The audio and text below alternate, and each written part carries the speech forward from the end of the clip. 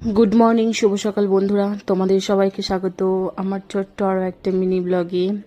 তো দেখো, গতকালকে গিয়েছিলাম ছেলের স্কুলে। তো দুপুর 12টার দিকে গিয়েছিলাম, রান্নাবান্না সেরে স্নান দান করে, কারণ দরকার ছিল।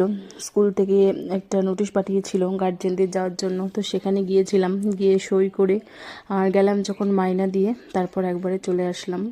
তো বাড়িতে এসে দেখো ছেলে মেয়ের জন্য ওয়েট করছি, কারণ ওরা কিন্তু তখনও আসেনি। কারণ আমার কাজ হয়ে যাওয়ার পর আমি চলে এসেছিলাম, ওদের জন্য দাঁড়াইনি, কারণ ওদের অনেকটাই 3টে 10, 15 এরকম ছুটি হয়। তার জন্য আমার কাজ হয়ে গিয়েছিল, আমি চলে এসেছিলাম। আর বাড়ি এসে আমি অপেক্ষা করছিলাম কখন আসবে, কারণ ভালো লাগছিল না।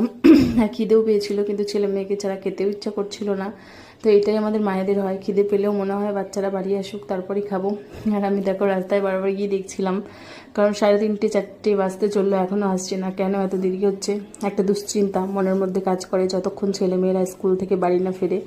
আর যেহেতু গাড়িতে যায়, আমার ভীষণ ভয়ও লাগে, মনের মধ্যে একটা দুশ্চিন্তাও হয়।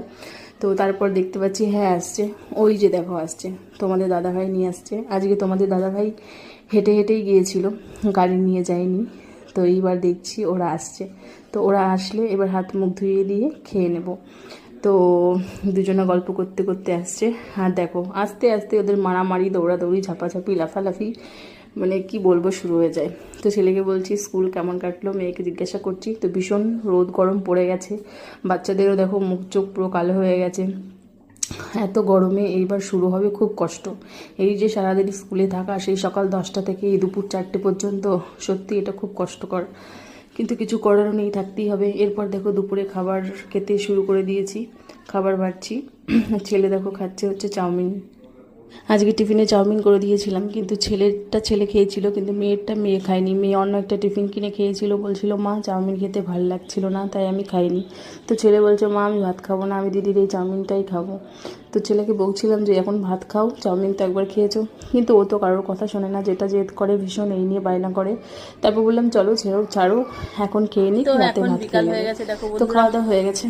আজকে আর রেস্ট করিনি, ভাবলাম একটু লাইভে আসবো। তো লাইভ স্টার্ট করেছিলাম, কিন্তু কেউ ছিল না, আমাদের লাইভে কেউ থাকে না, তার জন্য লাইভ ফাইভ করলাম না। তো জামা কাপড়গুলো তুলে নিই, কারণ এরপরে সন্ধ্যা হয়ে যাবে, সন্ধ্যা দেব। তো সন্ধ্যা টন্ধ্যা দিয়ে পড়াতে বসবো। আর এই দেখো বাড়ির পেছনটা গাছপালায় ভর্তি। আমাদের বাড়ির পেছনে মাঠ, কোনো বাড়িঘর নেই, গাছপালা পুরো। তো ওইদিকে সব কলা গাছ লাগানো আছে।